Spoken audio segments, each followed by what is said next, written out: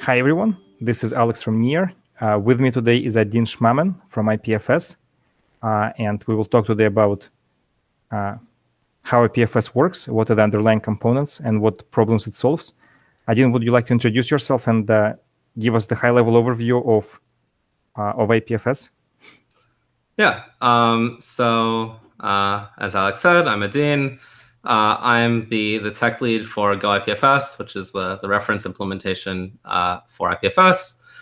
And Ipfs stands for the Interplanetary File System. And when I tell people that I work on something called the Interplanetary File System, I sometimes get some looks. All right, so interplanetary file system. So what do I mean when I say interplanetary, right? So, let's say, Alice is on a trip. She goes to Alpha Centauri, which is, about, let's say, 5 light years from Earth, right? And she wants to download War and Peace. Right? Alice wants the book, War and Peace, right? And these days, she might go to the Gutenberg project, right? So, whatever, HTTPS, whatever, Gutenberg, / War and Peace, not the correct URL, but close enough. And this is going to, this is going to do a DNS lookup, right? That takes us to, whatever the IP address, 1.2.3.4. And then it's going to actually ask for the data with a, an HTTP request, and that's the, sort of the download. And each of these things will take many, many years. I mean, even if you have DNS caching and whatnot, and so you skip straight to the download phase, just the simple task of going all the way to Earth and then getting your data and then coming all the way back is too long. But maybe this is the best you can do in this scenario. So let's see what happens if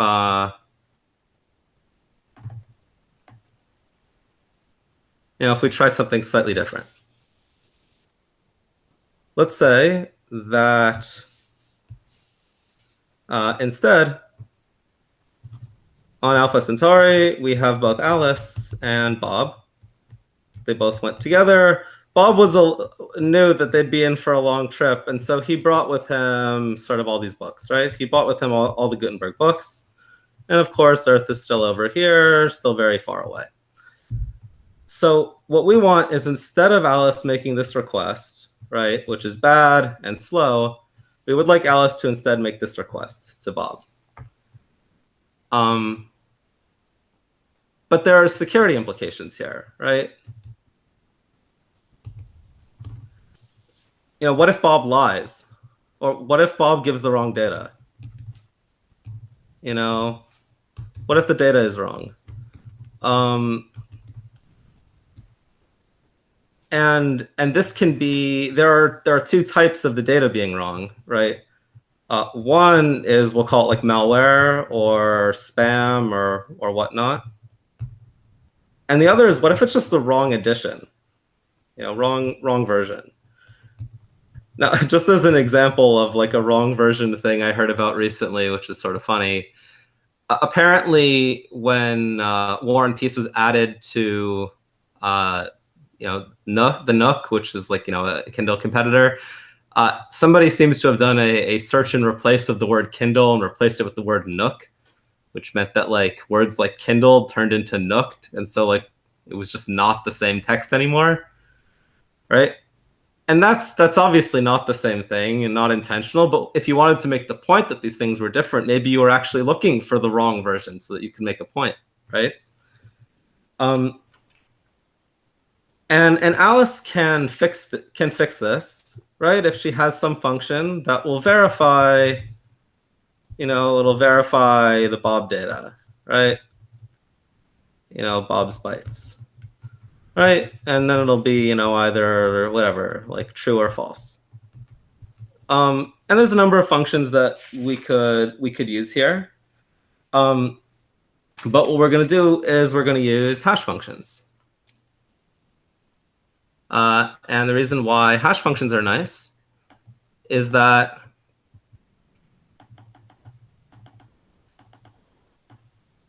is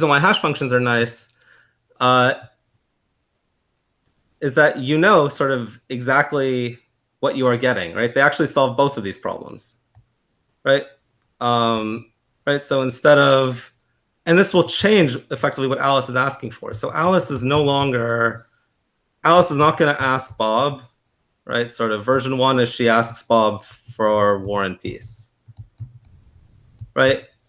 But who knows what War and Peace means, and how do I know Bob sent it to me correctly? So this isn't going to work. Instead, we're going to have Alice ask for some hash of War and Peace, right? Which means that she sort of knows exactly which edition she wants, or you can't hash it. Or she couldn't have received a hash of what it might be. And it definitely won't be malware, because when Bob sends the bytes back, she'll be able to hash it, and we'll do a match. Oh, so it's the hash of the file that is being downloaded.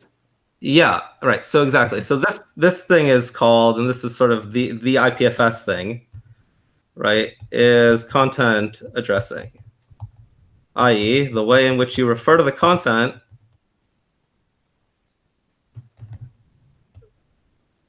right?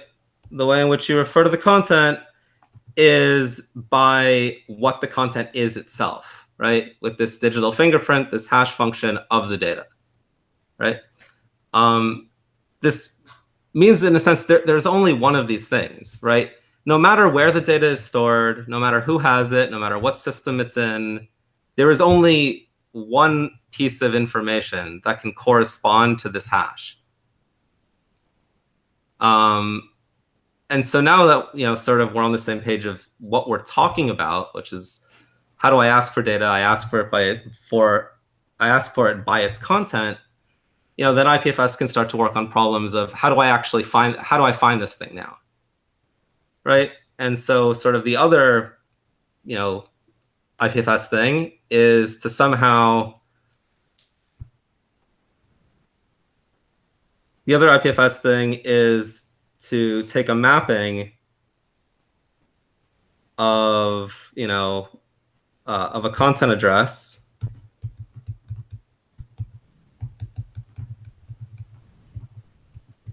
and turn it into some set of people who have the data. We'll call them providers, right? Providers of the data, of the content, right? People who have it and are willing to give it to me, right? This is the function IPFS needs to provide once we're on the same page about content addressing. I want to back up a little bit on this interplanetary business. I'm going to sort of make up a concept I haven't seen other people refer to explicitly, and we'll see how it goes. Which is, we'll call it like the benefits of this like interplanetary property, right? So you might say, all right, well, I mean, nobody's going to Alpha Centauri anytime soon, so why do I care? So we'll call this interplanetary thing. Right, so we have obviously, we have Alice is 5 light years away.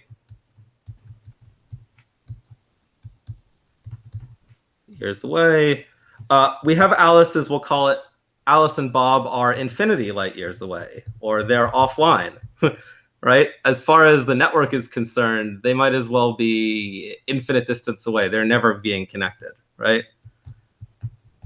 Right, Alice and Bob are offline. You've got things just like, here on Earth, sometimes latency, the speed of light just isn't quite good enough. The ping from, where I am in Boston to Australia is like 250 milliseconds. There's some bad ones from, Africa and Australia to each other, which are like 500 milliseconds, right? Satellite communications get even worse. Just like long pings, even here on Earth is a big problem. And also just like bandwidth, right? Some connections are more expensive than others. Right? Maybe your phone is metered, but your cellular network is metered, but your Wi-Fi is not. And so you would prefer to talk to people over Wi-Fi than over the cellular network. And the fact that you don't really have to care where the data comes from allows you to then optimize on top of this blank canvas and say, where do I want to get the data from? But in general, if I'm downloading one file, will it be downloading it from a single peer, or does IPFS provide something inherent that will allow me to stream it from multiple people? From multiple peers. So this is why over here, and I guess, sorry, I don't even know why I did this. I'm not really like, I write in Go these days, but it's not like not my native language, right? This is a set of providers to the content, right? So yeah, IPFS will let you get data from multiple people, and this is like a thing that is working how it should. In particular, you're going to get hit. As soon as you try and find multiple people, if you don't know them all in advance, right? If you have to do any sort of exploring, and from an application layer, you might know exactly where this data is supposed to be hosted or might be hosted. But if you're going to do any sort of exploring for where the data might be, you're going to hit some latency cost, right? You're going to have to do a little bit of exploring, and that's going to get some latency. But if you can make it up in throughput, then it won't be such a big deal, right? If it's a gigabyte file and it takes you an extra like 2 seconds to start downloading, does it really matter? Obviously, for things like video and stuff, could be sensitive that first little bit, but maybe not. Yep. All right. So this is sort of this interplanetary property. And the next is IPFS is immutable, right?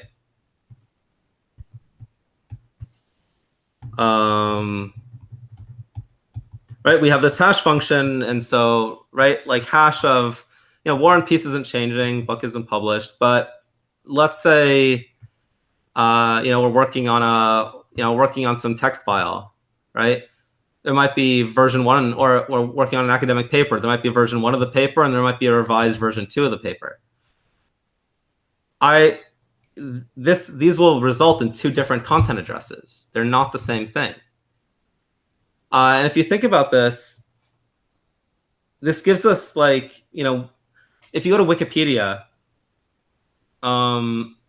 it gives us like versioning and specificity, right? If you go to Wikipedia and you look at the references at the bottom, and then you see like the references are out of date or they don't really make any sense, right? That's because you're getting this mutable link to a website, right? Which is in a sense confusing, right? It's not really the information you're looking for.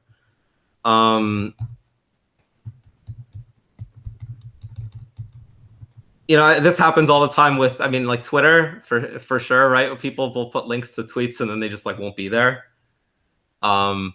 But even for things that change, right? You go to a website, the website's not there anymore. The website looks totally different now. But like something closer to IPFS would be if Wikipedia was posting links to archive, right? I'm trying to remember right now. Archive. Yeah. So if archive maybe on a particular date, right? Right, because they're not. Exactly. If archive's not going to change anything, right? They're promising they've downloaded it once, they're stamping it. Then yeah, it would be more like that, right? Which is nice. And it also means that you can if you start to think about the immutable. Actually, I'll come back to that in a minute. Before I go too down the immutability rabbit hole, which is gonna take us for a little bit. I just want to briefly address that we have IPFS as content addressing, which is immutability, right? So this is IPFS. We can come back to this later, but we have also, there's IPNS, which is, again, interplanetary and is a naming system for mutable data, right? Which is for mutability. But in order to get this, say these, like the interplanetary properties, it needs to be self-certified. And so one way to do this, and there are a number, is, but IPNS uses author addressing, right? Again, there's probably a more literature generic word, but this is what it is. It's the author is the address. We use the author addressing because we're using public keys for addressing, right? And the author owns the corresponding private keys. Right, and these are just examples of self-certified, right? Which means that the address tells you how to verify the data you got is correct, right? Which helps if you're letting a random person just send you information, right? You need to know it's correct. All right. So back on the immutability train, right? Once we know we're dealing with immutable data, we can start to think a little bit about other properties that help us. So another one we'll call it is deduplication, right?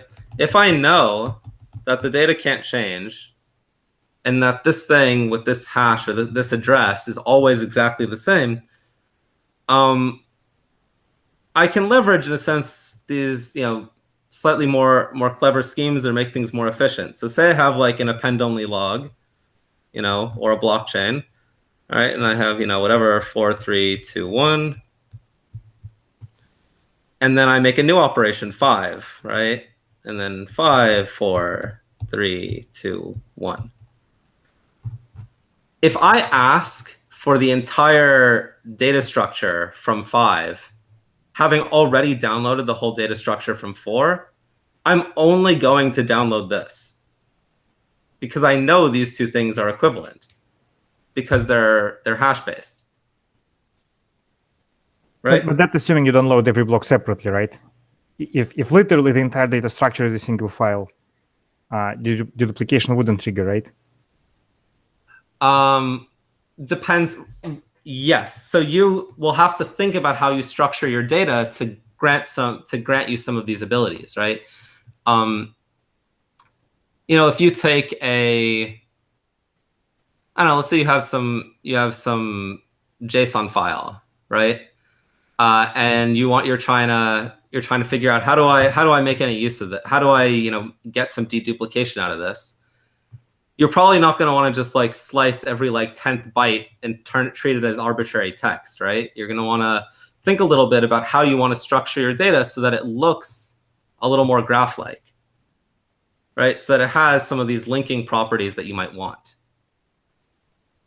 Which brings us to the next thing I want to talk about, which is, and for all of you out there, I'm sorry about all the acronyms, I swear. Ipld, which is, again, got this interplanetary property, linked data, right? Which, if you're familiar with like JSON LD and etc., is basically I want to be able to describe sort of normal things like lists and maps and and strings and integers. But I also want to be able to describe a link to another piece of data, right? Instead of just having nested structs all the way down, I want to be able to actually have a thing in here that says link. Here's where the rest of the data lives. And an Ipld is, at its core, it's like a very generic form for how to describe this information and how sort of the the generic properties will, or how we arrive at this, we'll go into a little bit. But high level from the linking is, let's say you wanted to do, I don't know, you have some root. All right, you have some root, and it's got number 1 over here on the left, and it's got number 2 over here on the right. Right, these 2 different nodes. You might look at the structure and say that it's something like left is number 1 and right is 2. Right, but where 1 and 2 are these linked objects. So there's some, right, sort of, it's like the link to 1 and like the link to 2. And so link in this case would be just the hash of data? And where the link, is like the hash, is the hash of the 1 object and the hash of the 2 object. So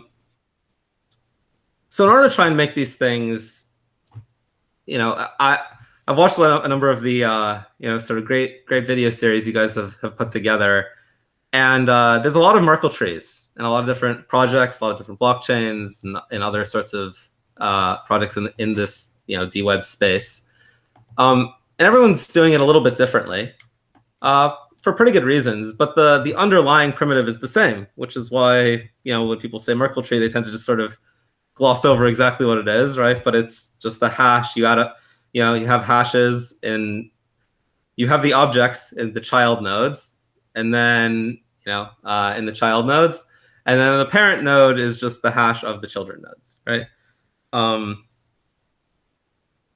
So we want to build something that allows you to describe these various different types of hash linked data structures, no matter how you create them, right? And to do this as a base, we're going to start with another project, which is called multi-formats. And multi-formats is a really simple idea. The basic idea of multi-formats is that for the low cost of a few bytes, you can know what the data you're talking about actually is. Right? Whatever, a few bytes.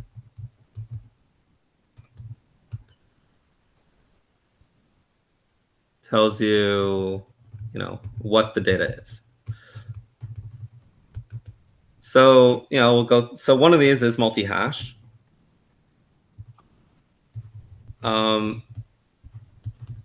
People have different hash function. There are different hash functions. People have very good reasons for preferences for these.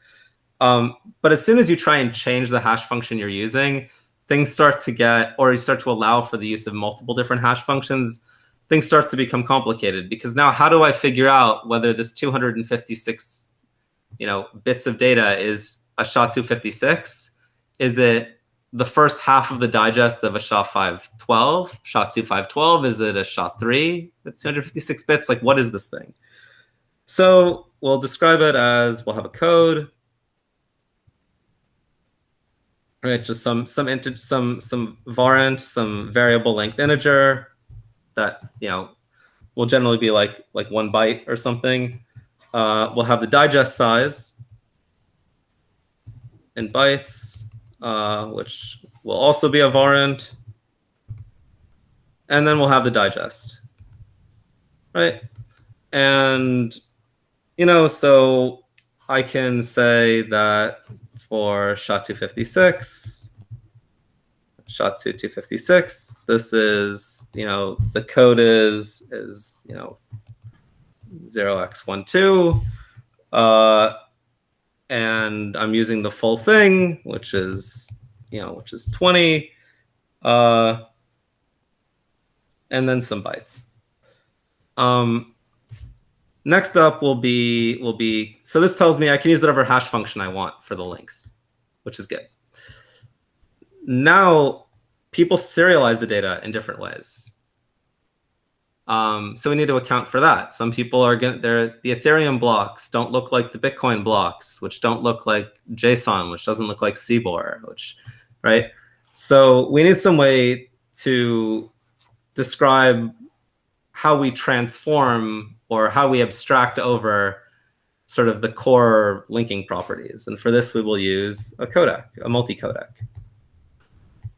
And this is really simple. It's just a code. It's just a code in some table. Some examples include, there's one that's called DAG CBOR, which is sort of, include, a way of using something that looks like CBOR to encode, directed acyclic graphs. We have like a Bitcoin, you can have a Bitcoin transaction. You can have raw data, just say, I don't know what this is. You can have Git, and there's a whole bunch of these, right? And if your project is already using something that is, a content addressed format, and then you want to start using any existing Ipld tooling with it, or IPFS related tooling with it, you can just write a codec, reserve the code in the table, and your stuff can interoperate.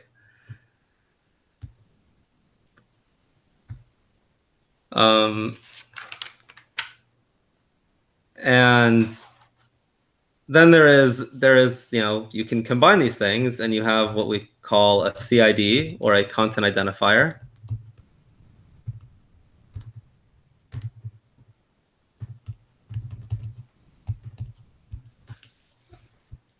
Which people will refer to content identifier as hash. They'll sort of use these interchangeably, but it's a little bit more. It is, sort of the version number of the CID format, right, or the version codec. And then it's the codec, and then it's the multi-codec, and then it's the multi-hash, right? We've basically just glued these things together with, again, this extra property where, hey, we might need to change this thing in the future. So if we just throw in another variant in front, we can make sure that we can upgrade this if we need to. Right? So why is it a multi-hash and not just a hash? Because if I'm using, so I can be using, say, DAG CBOR, and the links can use SHA-3 or SHA-2, right? DAG CBOR just tells me how am I going to read these bytes off of disk and turn it into a graph. I see. Right. But it doesn't tell me what specific type of link is being used in order to access this graph. And so in this case, multi-codec and multi-hash, that's going to be two arrays of the same length? No. So a multi-codec, and maybe I can okay, I'm gonna move on to the next thing, and then let me know if I covered it. One more thing, just for completionist sake, we have something which we use in CIDs, which we call multi-base, which says, hey, it's below the screen right now. Oh no, thank you. I will go down. We have multi-base. And that is the same concept as all the other, multis, which is for the low cost of a character, I can figure out what base encoding this thing is. Do you like base 64? Do you like, the Bitcoin base 58 encoding? Do you like base 32? Do you like hex? This shouldn't be related to your data. It's really just the way you display it. And so we can just reserve some characters in a table that prefix the thing, so we have like Z is for base 58, or the Bitcoin base 58 encoding. We have B is for base 32, and then we have, we have say like F is base 16 or hex, right? So let's look at an example. So like an example hex encoded CID I like hex encoding. Sometimes makes it a little easier to see where all the bytes are, right? Would be F for hex 01, because that's the codec for CID version 1, which is the one we're using right now. There is one that is, so if I just do like IPFS added a file, what I will likely get is something like this. Let's say I have the CID version, I can make it version 1. I have a, there's a codec called DAG-PB, which is 70, and that uses SHA-256, which is 12, and it uses all 256. It uses all 256 bits of that, which is 32 bytes. And then we have the digest, and that would be, this is your CID. So what does multi stand for?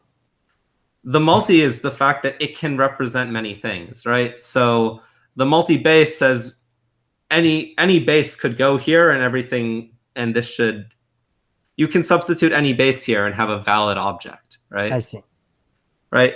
Multi-codec says, hey, any IPL, says like substitute any IPLD codec in here, right? Anything that will tell me it, and substitute any hash functions. That's what the multi is for. Yeah, I misunderstood. I thought that multi-hash refers to having multiple hashes there. No. One of many. It is a good question, but yeah, no. That's the multi is for the sort of the substitutability property. And so with our, now that we are armed with CIDs that we can use as links everywhere now, so that we've sort of generalized this hash thing, right? For some context, there existed CID v0, and CID v0 didn't have a lot of these multi things. It had multi-hash, but it was basically like, oh yeah, we'll just use SHA-256, and we'll assume that it's always, it's always DAG-PB and whatnot, and it's always going to be base 58 encoded. And like these things all eventually came to bite us at some level. And so working with primitives based on multi-formats, which is like super lightweight, and you can just implement the parts that you need, right?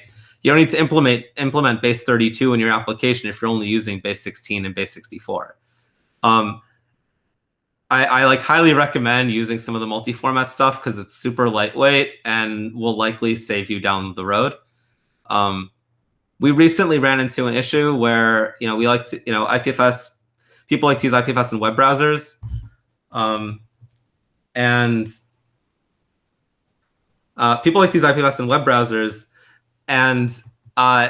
there is a finite length to DNS labels. You can have, I don't know, whatever, it's like 63 characters, like, something like that, like 60 characters or something. And we wanted to use base 32 encoding because it was efficient and whatnot. But for certain pieces of information we wanted to put into the URL, it was just a little bit over the limit. It was like a couple characters over. So we switched it to base 36 encoding instead, and that was not painful, right? Or not particularly painful, because it's just another way to represent the data. And I guess just for somewhat completionist sake, although, can you give me a time check briefly, because my timer reset over here. How we doing? I think we're like 40 minutes in, maybe a little less. Okay. All right, I think we're good on time. But we'll see how it goes.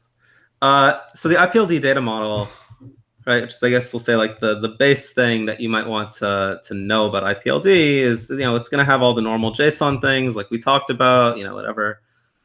It's sort of, the Ipld data model. It's basically, sort of, normal JSON data model. Plus we want raw bytes because these are really nice for things you want to be efficient. And we want links, right? And then you can path through things. So say I have some CID encoded in base 32, whatever, Baffy ABC ... That can refer to some content. But I can also path into it. So I can say like Baffy ABC / field 1 or whatever, / whatever, hello, right? Like, or field 2, right? Like I can path into it by just, treating it like it's a struct and I'm going through map elements, right? Like if you're writing this in your favorite coding language, you might be using dots instead of slashes here, right? But you're sort of pathing and traversing through. Does that make sense or seem reasonable?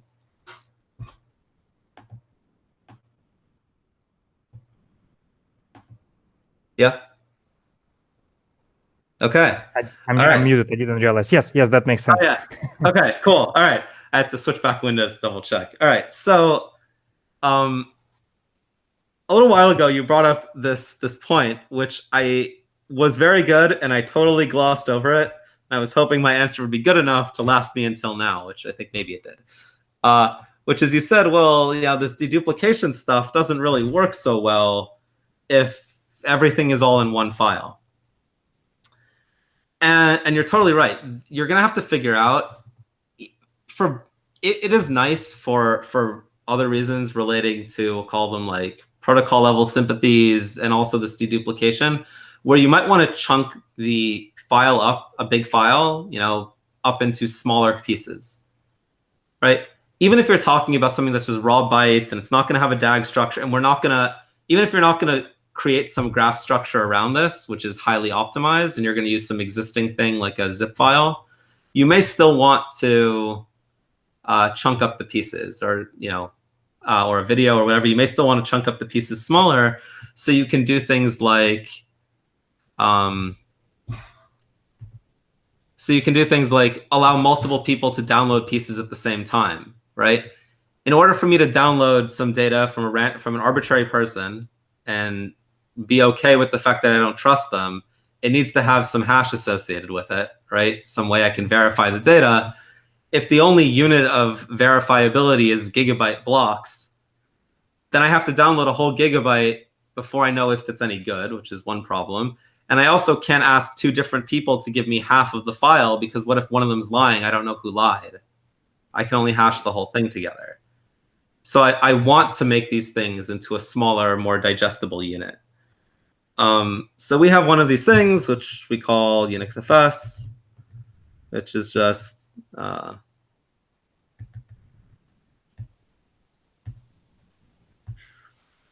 UnixFS, which basically just takes, file system things, file system objects, and turns them into DAGs. And it's not the only way to do this. I don't think it's not the best way to do this. We've come up with other things we'd like to do since then that, are being worked on. Right, because even you have things like you have a file system, and the file system maybe has like a directory, and the directory has another directory which has files, and that one has files, and so on. And you need to somehow turn it into some DAG where everything is a little more broken up somehow arbitrarily, right? Your files are too big, you want to chunk them up. Your directories are too big, you need to chunk them up. And there's all sorts of ways you can do this. If we talk about files in particular, you could do something simple, which is you could just say, hey, I'm just going to make these all like, these are all just like, 256, kilobyte blocks. You could do that. This is okay if you're going to make like an append-only kind of thing, right? Because then you're just going to you'll just keep adding more to the end.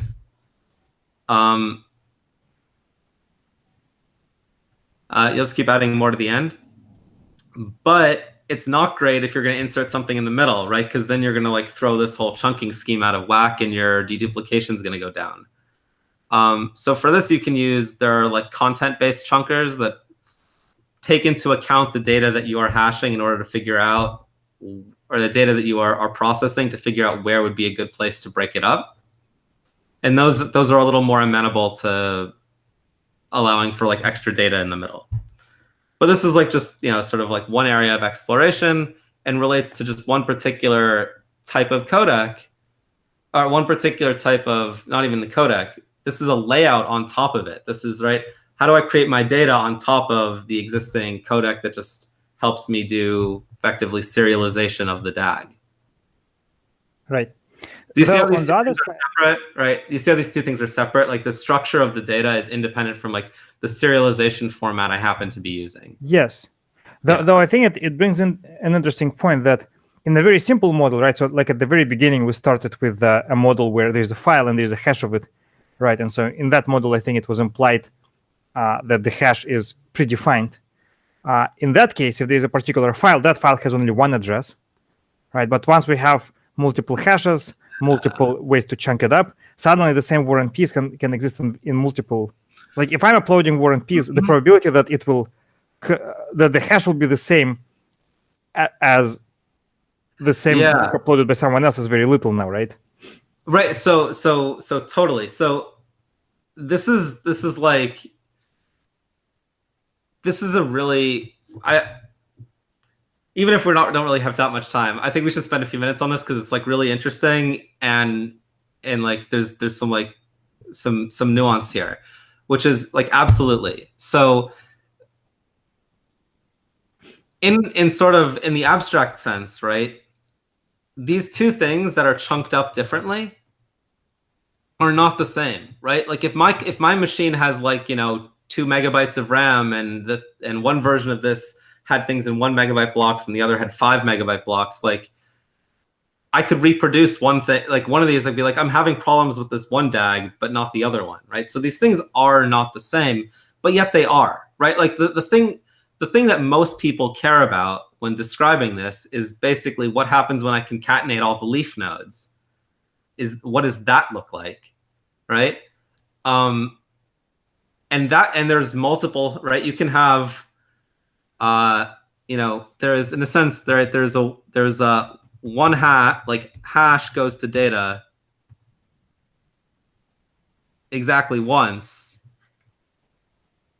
This is a 1-to-1 mapping, but data can go to many different like hashes or CIDs, right? If we're talking about this at like the maybe this is the backwards way to describe it, right? But yeah, that's totally right.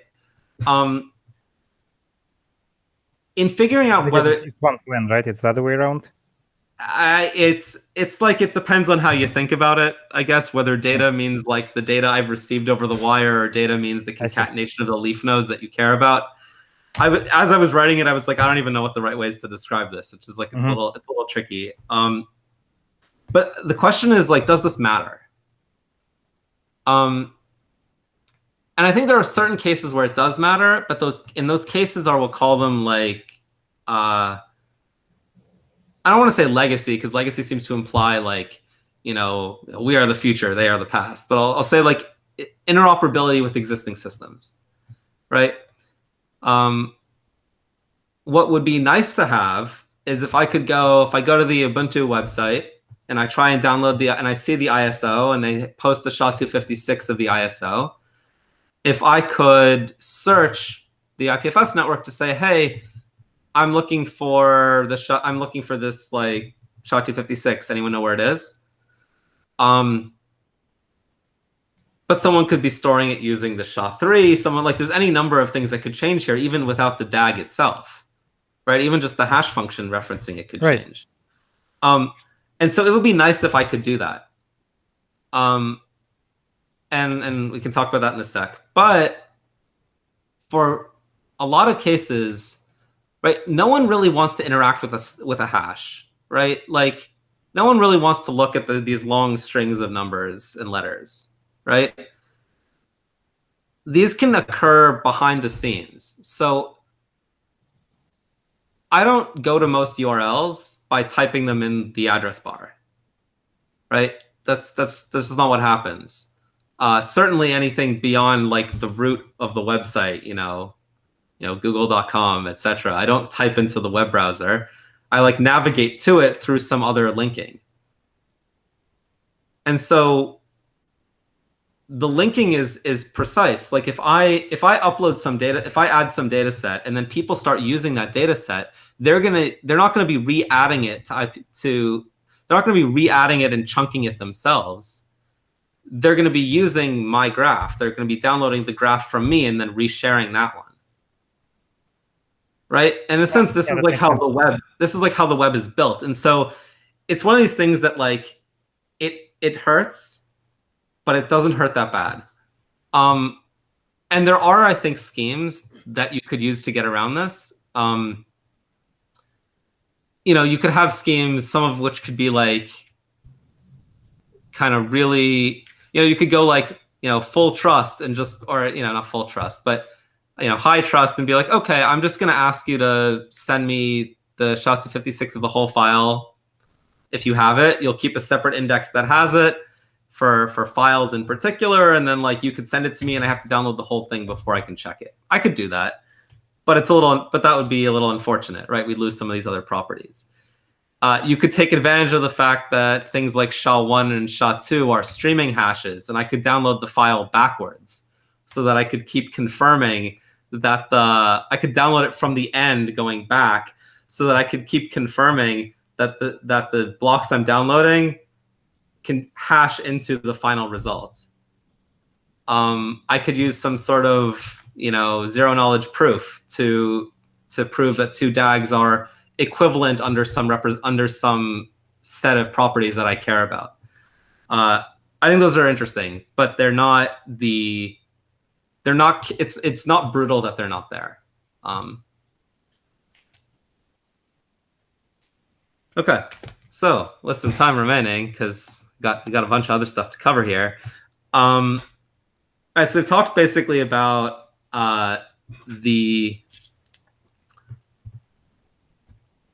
why we care about content addressing, and then what the content address data structures look like.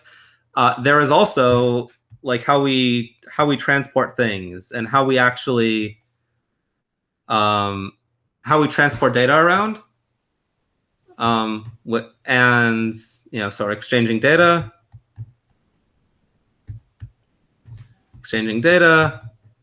and finding who has it. Right? Who has the data? IPFS is built on libp2p, which is a peer-to-peer networking stack. We're using it for all sorts of stuff, right? The idea is to make it sort of pluggable to what you need. Do you need TCP or WebSockets or QUIC? Or do you want TLS or noise? Like all sorts of, what type of multiplexer do you want? It has like all these components sort of in there for you. And it also has some higher level peer-to-peer components like a pub sub network and a distributed hash table. So we're for finding who has the data. All right, first we'll talk about how we exchange data. So we have two protocols for exchanging data. The one which is mostly in use now is called BitSwap, and the other one is called GraphSync. Not going to talk too much about GraphSync because it's not what is commonly used with IPFS right now. Although it is newer and very useful for reasons that'll sort of become obvious as we look at BitSwap. And BitSwap and this finding who has the data is mostly the DHT, although also a little bit of BitSwap, which we'll come to. So BitSwap works like this. We have Alice, and we have Bob, and we have some graph. Or maybe we have a set of people. We have whatever. We have Bob, we have Charlie, we have Dan, and we have some graph. A, B, C, D, E, F, G. And Alice wants to download the entire graph rooted at A, right? So the root node of this thing is A. So she'll ask for A, she'll get it back. She'll ask for B and C, she'll get it back. And then she'll ask for, D, E, F, G, and she'll get them back. And these can be divided up between all of the peers, right? The more peers there are, the more I can send off the blocks, right? So obviously for the first round A, I can't chunk that one up. I don't have enough information. I don't know what else I need. B and C I can send to 2 different people. D, E, F, G I can send to 3. This whole thing is sort of pretty simple and straightforward, right? And allows us, given this primitive, we can then start to build on some of the more smarts, right? Let me send requests to people who respond faster and send me data quicker, and let me penalize people who are problematic or our connections drop. Things like that. Of course, the unfortunate thing here is, obviously in the case where Bob has the data, is the only person who has the data, right? If Bob is the only person who has the data, or your data looks like a chain instead of if your data is deep instead of wide, right? If it looks like this, you're going to be really sad because this whole process is latency bound, right?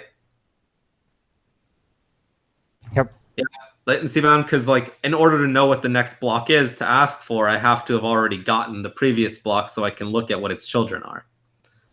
And so GraphSync, which is, I guess in many ways the successor, you can, Alice can send some selector along with A. So she could say A, plus everything underneath, for example, right? Or you could ask for subsets of A, I want A, B and everything underneath, and I want to ask someone else for A, C and everything underneath. So you can do more of that. This will probably make its way into IPFS, in the future, but it requires, you might imagine this is a little more complicated to do all of this, we call it session management, all of the smarts around who do I ask for data when, right? How do I divide up all the tasks? All right, so this is transfer protocols. And so bit swap is just like a so bit swap is effectively I'm traversing the graph locally. I'm just sending requests and receiving responses. Yeah, so bit swap is basically it swaps bits. It knows nothing about the structure of graphs. There's a thing that lives above it that knows what graphs are. And so it tries to traverse the graph, and it's like, I want A, bit swap. Can you, or do I have A locally? No, bit swap. Can you get me A? Sure. And then it says, okay, well now I need B, bit swap. Do you have B? And so on. And again, it uses the sessions to keep track of the various smarts of who and when it should ask for stuff. But obviously GraphSync, you can ask for, if you are graph aware, you can make more intelligent decisions around how to download the whole graph, right? Right, like downloading a blockchain using BitSwap would not be nearly as fun as using GraphSync, because the latency boundness of this long chain could be pretty brutal, right? Mm-hmm. Yeah. Now the question is finding data. So there are 2 ways in which we find data. No. All right. 2 ways in which we find data.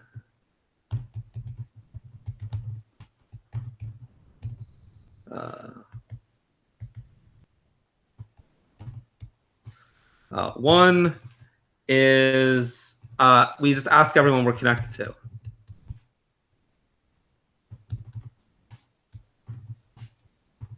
We are connected to, right? I mean, those are pretty cheap, right? It's one, just send a packet. Do you have stuff? And they're like, yes or no.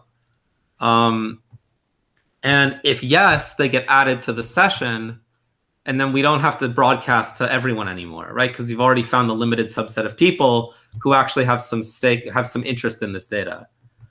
And the second is we ask the DHT. Ask the DHT and say, who has this, right? The DHT does not have the data. We ask the DHT, who has the data, right? So this is really, instead of finding data, it's finding who has data.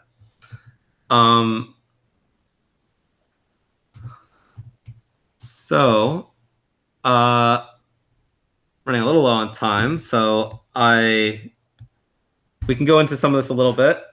Here is the crash course to Kademlia, which is the which is sort of the structure of the DHT that we use. We do some things a little bit differently, but that's like the main underlying component is based on Kademlia. Kademlia. Right, this is Kademlia. The main underlying idea is that you have all these peers that are sort of server nodes in your DHT, and you've ordered them, right? Based on some, these are ordered based on some metric. Below the screen again. Yeah, sorry. These are ordered based on some metric.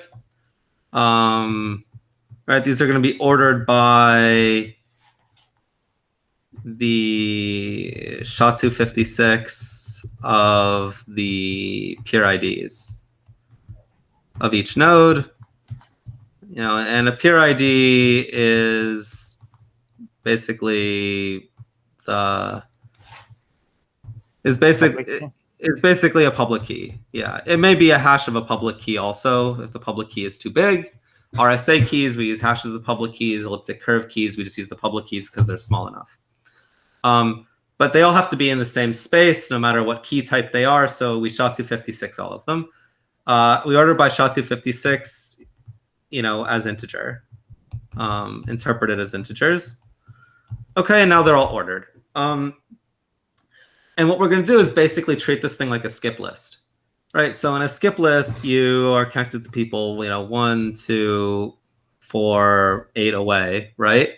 And so you can get to any, you can get to like the 70th element. You can do all of those in like logarithmic number of hops. But you can't just use a skip list because computers go on and off the network all the time, right? So like imagine you were trying to build a skip list and chunks of your memory started disappearing and new parts started popping in at like random intervals. Like that would not be happy. So instead, what we do is every peer has a routing table.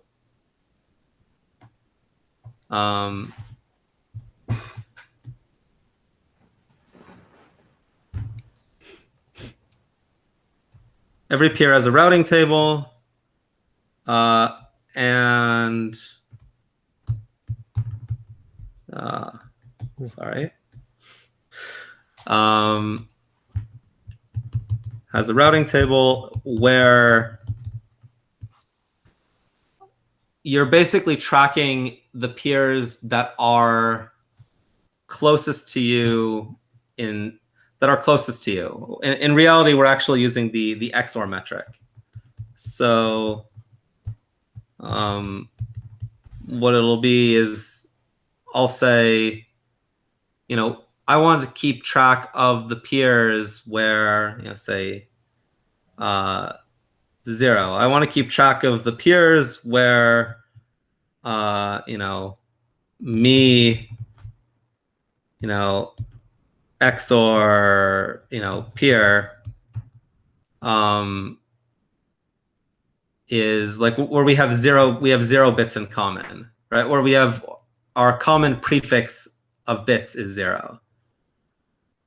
So I guess the metric is what happens underneath, I guess. This is really, common prefix length is 0, and then 1, and dot, dot, dot, to 256.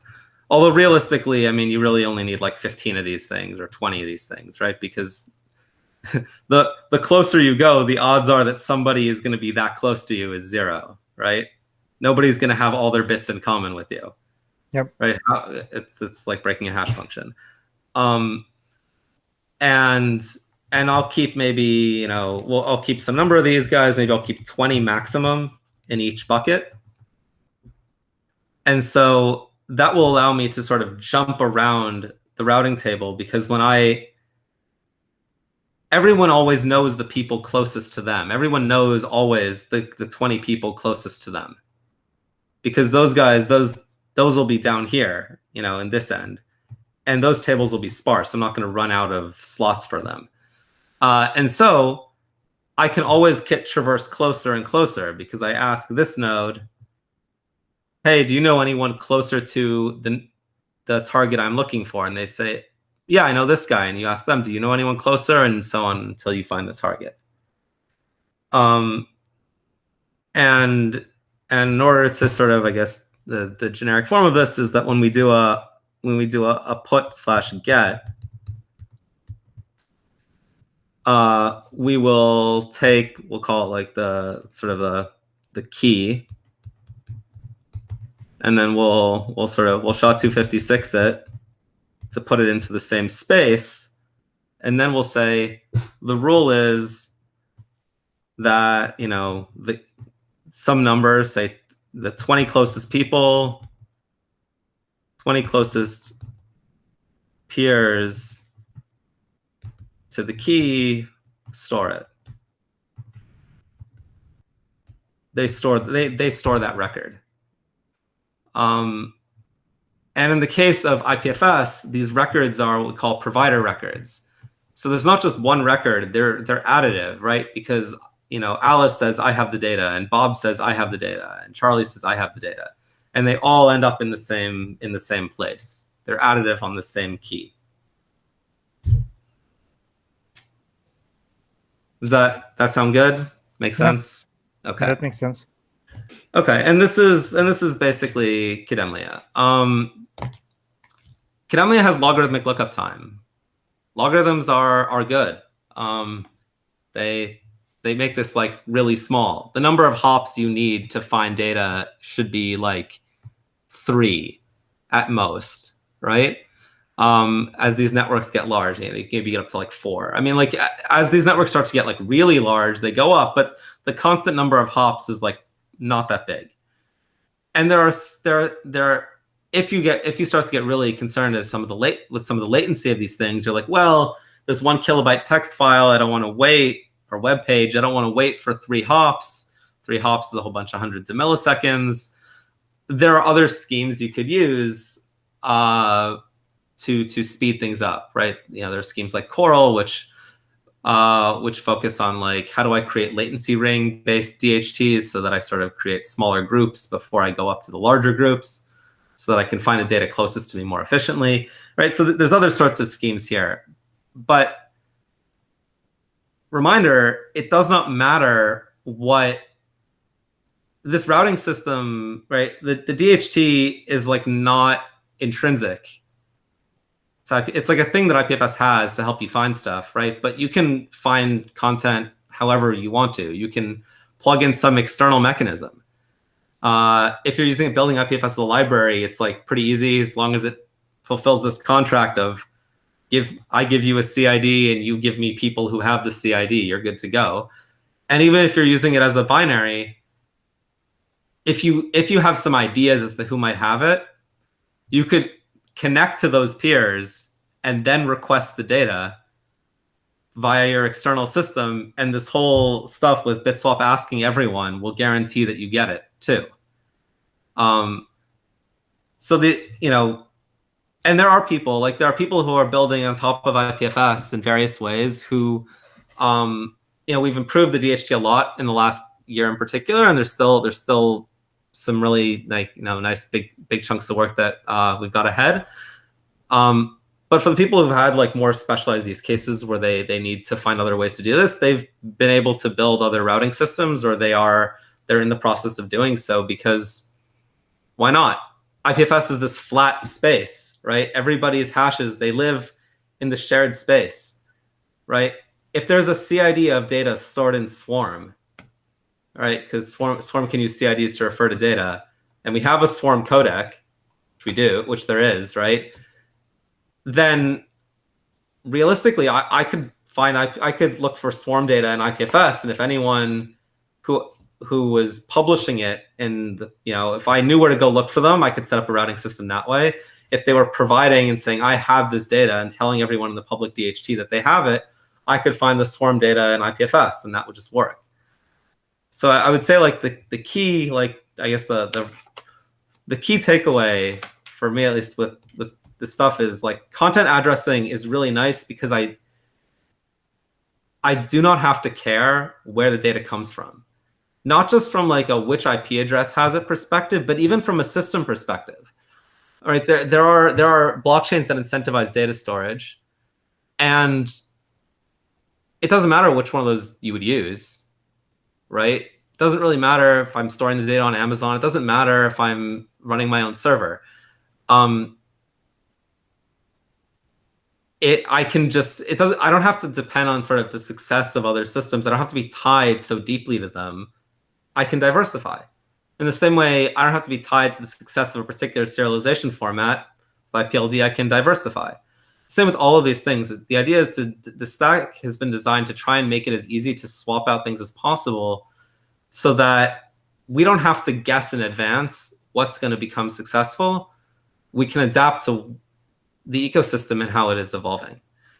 And I think that is something I would recommend other projects to look at, because that's been, I think, very helpful for us, and also helps with like our engagement with other people in the Web3 ecosystem. Is like we just want to work with them, because we want to make sure that if they have good ideas, that like people who use IPFS can make use of their good ideas. Yep. Right, this sort of like collaborative open source thing, where like you don't need to use everything, you just need to use the parts you need. And I think we are out of time, but we could talk about naming another time, because mutability is a whole other can of worms. Yeah. I think we covered a lot of stuff today. Yep. Yeah. Thanks a lot for giving us the overview, and yeah, that was very exciting. All right, thank you. Happy to be here.